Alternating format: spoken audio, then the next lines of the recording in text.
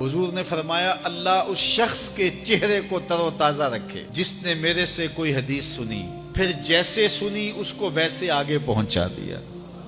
اور آقا کریم نے فرمایا بعض اوقات سنانے والا اس پر اتنا پہنچ کے عمل نہیں کرتا جتنا پھر سننے والا اس کے اوپر عامل ہو جاتا ہے۔ تو جب حضور نے دعا دی ہے کہ اللہ اس شخص کے چہرے کو تر و تازہ رکھے جس نے میری حدیث کو، میرے فرمان کو سنا اور ایسے ہی آگے پہنچا دیا، تو پھر موت کی سختیاں بھی اس کے چہرے کی تر و تازگی ختم نہیں کر سکتی، پھر قبر کے لمحے بھی اس کے چہرے کی تر و تازگی کو ختم نہیں کر سکتے۔ حشر کے دن لوگوں کے چہرے مرجھائے ہوں گے، جس کو رسول اللہ کی دعا ہے اس کا چہرہ اس دن بھی تر و تازہ ہو۔ تو حضور علیہ الصلوۃ والسلام کے فرامین کو سننا، دیکھیے جو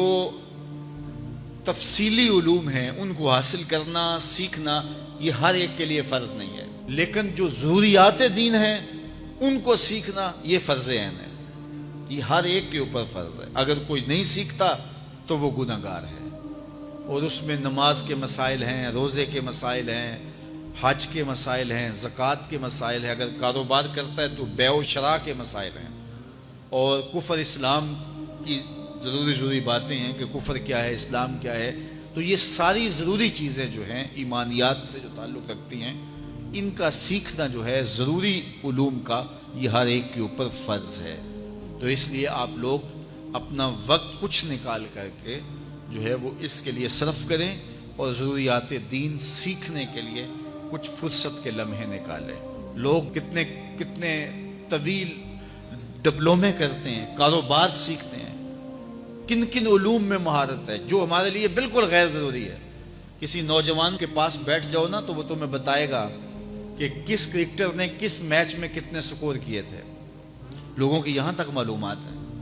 اور وہ 15 سال پرانا میچ ہے، اس کے اندر کس نے کتنے آؤٹ کیے تھے، کتنی وکٹیں لی تھیں، کتنے جو ہے وہ اس نے سکور کیے تھے، اور اس کی پوری زندگی کے سکور کتنے ہیں، کیسی کیلکولیشن ہے، اور کس قدر لوگوں کا پکا حساب ہے۔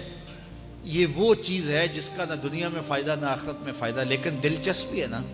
جس چیز سے دلچسپی ہو تو وہ چیز خود بخود ازبر ہوتی چلی جاتی ہے۔ دلچسپیاں انسان کو جو ہے وہ کسی چیز کو یاد کرنے میں مدد دیتی۔ ایک عرب شیخ کہہ رہا تھا کہ ہم ماضی میں پڑھتے تھے کہ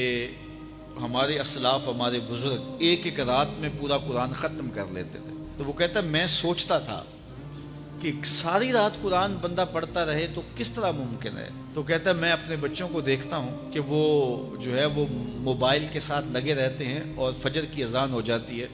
تو وہ تب چونکتے اچھا رات گزر گئی۔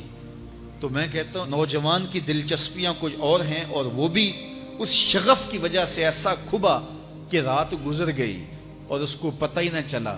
تو جن کو قرآن کا نشہ ہو گیا تھا ان کی ساری راتیں قرآن میں گزر جاتی تھی، اور ان کو پتہ ہی نہیں ہوتا تھا کہ رات بھی گزر گئی ہے، اور اذان ہوتی تو پھر پتہ چلتا کہ اچھا رات گزر گئی ہے۔ تو یہ شوق اگر پیدا ہو، شوق تو دیکھیے یہ گیموں کا پیدا ہو جائے، کھیلوں کا پیدا ہو جائے، تو وہ انسان کو کیا کچھ سکھا دیتا ہے، اور جس کے سینے میں کتاب اللہ کا شوق پیدا ہو جائے تو پھر کیوں نہ اس کے سینے کے اندر جو ہے وہ طلب کتاب اللہ کی تلاوت کی پیدا ہوگی۔ تو اپنے سینوں میں علم حاصل کرنے کا شوق پیدا کرو، علم سیکھو، اپنی نسلوں کو سکھاؤ، اپنی اولادوں کو دین سکھاؤ، اپنی اولادوں کو نماز کا خوگر اور عادی بناؤ، ان کو کھینچ کھینچ کے نماز کی طرف لے جاؤ، یہ عادی بن جائے نماز کے، تاکہ بعد از انتقال دعاؤں کے سلسلے جاری رہیں۔